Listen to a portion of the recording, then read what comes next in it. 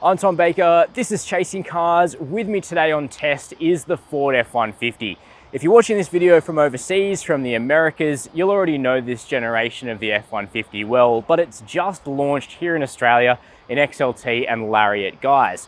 The F-150 is built overseas, it comes here and it's remanufactured for right-hand drive on a local sub-assembly. A process which is maybe easier said than done. Ford did discover a flaw with the steering system on this car in remanufacturing, so this thing's currently on a stop sale.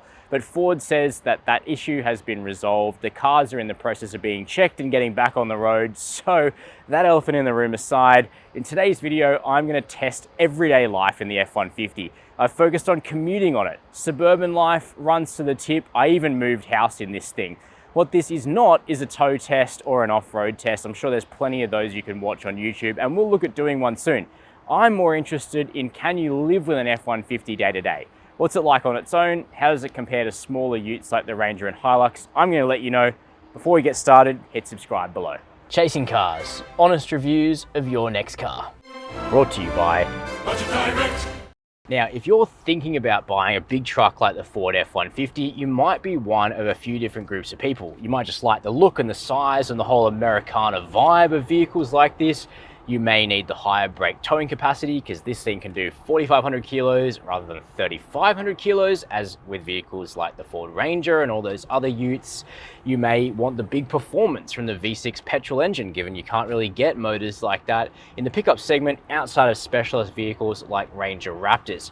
Either way, the F-150 may well appeal to you. Now, I myself am quite into the spirit of the Americana this week. Today we're filming on Super Bowl day, so everything seems to be lining up well for this car. But of course the F-150 has a bunch of rivals in Australia now. You can buy the Ram 1500 here, you can get the Silverado, and Toyota is putting the finishing touches on its Tundra, so this is becoming a contested landscape. Why should you buy the Ford? Well, the main reason is it is America's best-selling vehicle and has been for decades, so it must be doing something right over there, and many American tastes and driving styles are actually found here in Australia as well, so maybe this car will be well suited to our market. Now, you can only get two trims of F-150 here in Australia. The XLT, which is fairly Spartan with cloth seats inside, smaller infotainment displays, just cutting back on the luxuries, even if the capabilities and the powertrain are exactly the same. Whereas here in the Lariat, you're getting that mechanical capability, but you are getting a much higher and much more lavish level of spec. And as you should be, because the Lariat is $33,000 more expensive than the XLT. However, Ford absolutely lays on the opulence in this thing. You sit on big, wide chairs with 12-way power adjustment, heating and cooling up front, heating in the back. You've got this huge, great leather steering wheel in this vehicle. You've got a 12-inch touchscreen here in the center. It's 12 inches and yet somehow it still looks a little small because of the size of this thing. 12-inch digital instrument cluster, an incredible 18-speaker B&O stereo, which sounds the business. You got lashings of soft touch material and fake wood all around the place. Certainly this thing feels far more high-end than even something like a Ford Ranger Platinum or a Volkswagen Amarok Aventura. This feels like a premium product and considerably nicer than anything else Ford sells here in Australia, which goes some way to justifying the price. But it can also do some cool stuff your existing ute might not be able to do, such as offering things like this fold-out table here where you can put your laptop. You've got plenty of power around the place, USB-C for modern laptops, only a 12-volt there rather than a household power point. However, can bring our shifter back up, which is here on the console for the Lariat, but on the column for the XLT. Either way, there's comfort in spades, there's a massive amount of space, and the finishings really do feel very premium in this vehicle. That's the front seat. Let's check out the back. There are loads of ways in which the F-150 feels more opulent than something like a Ranger, from the powertrain to the size, to the huge bed out the back, to the towing, but also here in the second row. Now, pickup trucks are more and more being used as family cars in Australia. probably wouldn't be my first choice, but that's just the reality of things. And as you can see here in the second row, the F-150 actually gives you family-sized space. So that driving seat is in my position. I'm 6 foot tall, 183 centimeters. I do sit relatively close to the steering wheel, but nothing out of the ordinary. And you can see I have ridiculous palatial legroom here in the F-150. You absolutely can get someone into the center seat. You do have a flat floor in this vehicle as well, heated outboard seats. You got your full air vents back here, although not a separate climate zone, which would go even further, and no household power point here in the back either, which is quite disappointing given what this vehicle offers. You also can't get an option for the F-150 here in Australia to have a high level of onboard AC power available, something that is offered to American buyers, but not to Australians. Likewise, you can't get the electric F-150 Lightning here in Australia, at least not yet, though we do understand it is being evaluated for our market. You've got a flip down armrest here with 2 cup holders, however, even more cup holders up here if you want to share with the front, and a really good view out of large windows and a panoramic sunroof. Now let's head on around the back of the F-150. As I mentioned, this one is a long wheelbase version. That's all in what Ford calls the box, what we'd typically call a tray here in Australia. This big thing around the back is what makes the long wheelbase so vast. The vehicle is over 6.1 meters long, so this is not going to fit in every garage or every parking space, and it is so large and imposing on the road. The shorter bed or box or tray is probably going to be a little bit more flexible for most customers, but you know, in America, bigger is better, at least in some states. Power tailgate, that's going to be a feature on the Lariat only. Again, it's a lot more expensive than the XLT, but on a car like this, I think I'd want all the luxuries. Some really cool stuff in the tray, however. You've got inbuilt rulers in inches and centimeters here. You've even got niceties like a little step here. You know, you can easily hop up and into the back of this car, nice and easy. You got heavy duty tie down points. The spray-in liner is standard on all variants, including the XLT, but the Lariat is going to step up to things like illumination here in the back of the pickup. But compared to a Ranger, where you can only get a dual cab model with a standard tray, an F-150 long wheelbase with the big bed is actually giving you more than half a meter additional length. And when you're doing something like I was, moving house, carrying all those big, long, obscure objects, this is what is going to make the difference. Now, when you're done back here, you can just raise the tailgate manually. It does have power operation as well, and that reveals the 70mm tow ball down here, which is actually standard on all F-150 variants. Brake towing capacity for this vehicle, 4,500 kilograms, though payload is down on what you'd get from a dual cab Ranger. When you look at a big pickup truck like this, especially one with a twin turbo V6 petrol under the bonnet, it's natural to assume the running costs are going to be pretty high, but there is a surprise in store, at least for the first few years, because they're kept manageable partially by Ford's cap price servicing. You get 4 years, 12 months, 15,000 Ks between services, $429 a pop. The fuel consumption is staggering to me because it just isn't that bad. Most of my driving has been suburban, and I've been able to keep it below 13 liters per 100 kilometers. And when you've got a 136 litre tank like this vehicle does, all of a sudden your range is just over 1,000 kilometers, even in that high consumption urban driving. I think that's pretty amazing. On the highway, you can expect around 11 litres per 100 Ks, again with a massive fuel range of over 1,200 Ks. Not that much worse in terms of efficiency than smaller pickup trucks. The warranty, 5 years of unlimited kilometers. All right, let's set off in the F-150. Gaze out of the enormous windows. Look into the surprisingly small side mirrors and take a drive in this full-size pickup truck. Well, the first thing you notice when you hop in is just how wide the cabin is. You actually get used to this after a day or two. It doesn't take very long to get used to the size. That's kind of the scary bit.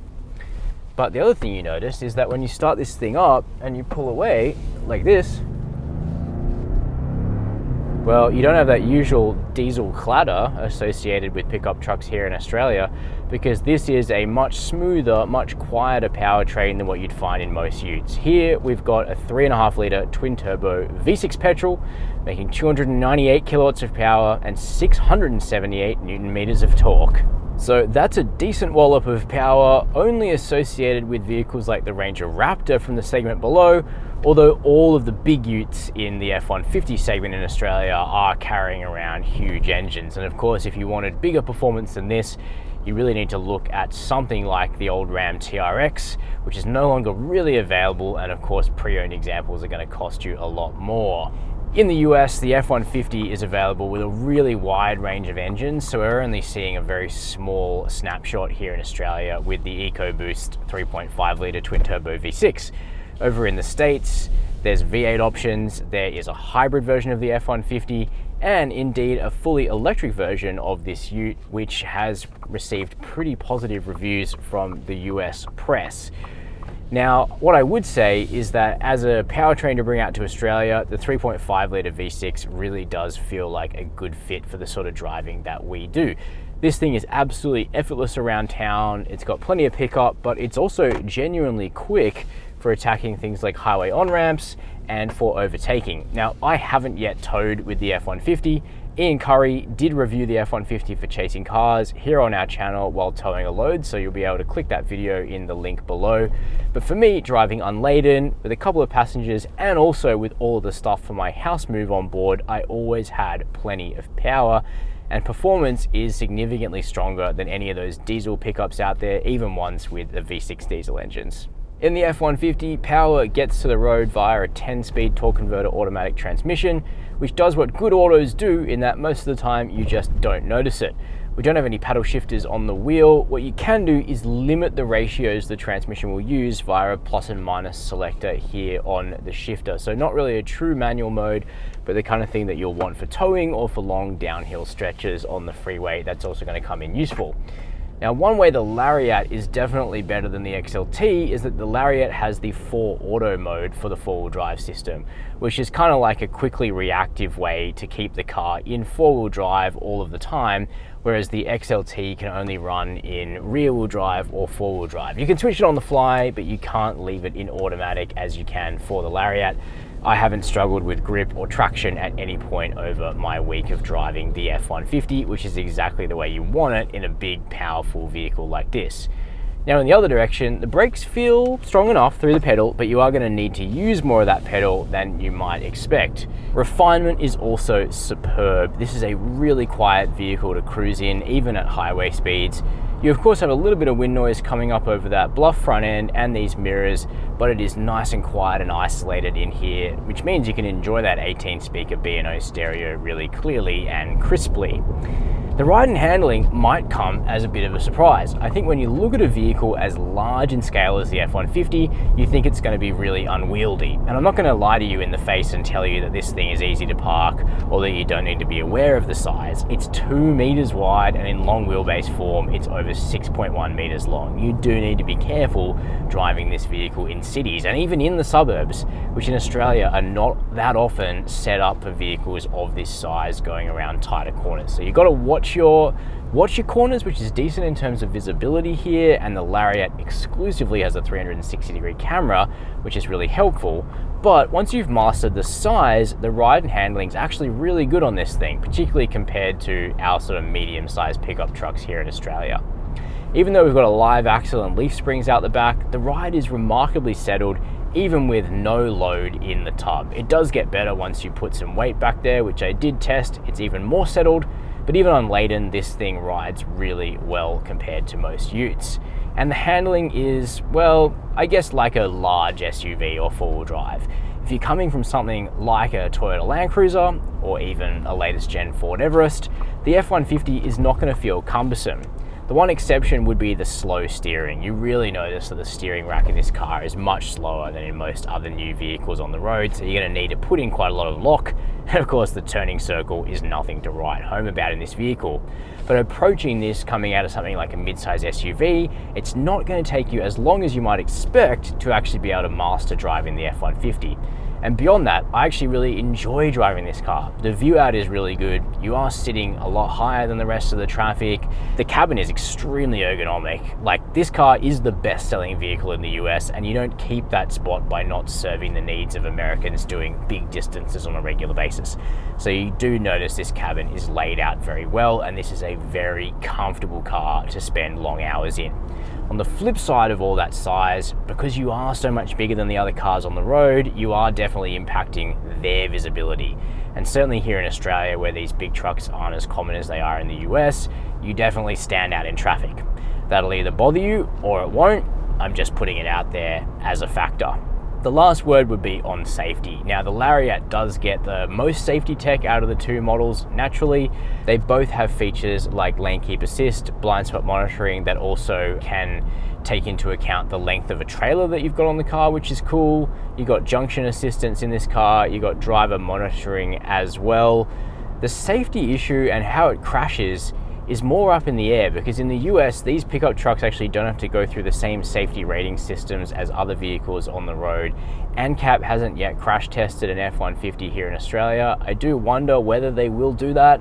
Personally, I hope they do, because I'd like to see a definitive local result for this car. But certainly you feel like you've got a fair bit of safety just in the size of the vehicle, and the technology, what is there, you know, it does seem to work reasonably well. So in the end, how do I feel about the Ford F-150? Well, I love it. Notwithstanding quality issues and teething problems, which obviously have to be sorted out with the sub-manufacturing process here in Australia, this big Ford pickup achieves very highly. For me, the main thing that a vehicle like this delivers is relative value for money. Oh my God, how can that actually be possible when you're spending over 140 grand drive away? Well, the F-150 blows away pickups from the smaller category, Rangers, Amaroks, Hiluxes, Navaras, Tritons, when it comes to big car refinement. Even though you can get some decent dual cab utes in Australia, all of them feel remarkably agricultural once you've driven an F-150 or similar big pickups like the Rams, the Chevy Silverado, and of course the Toyota Tundra, which we're expecting to launch properly in Australia soon.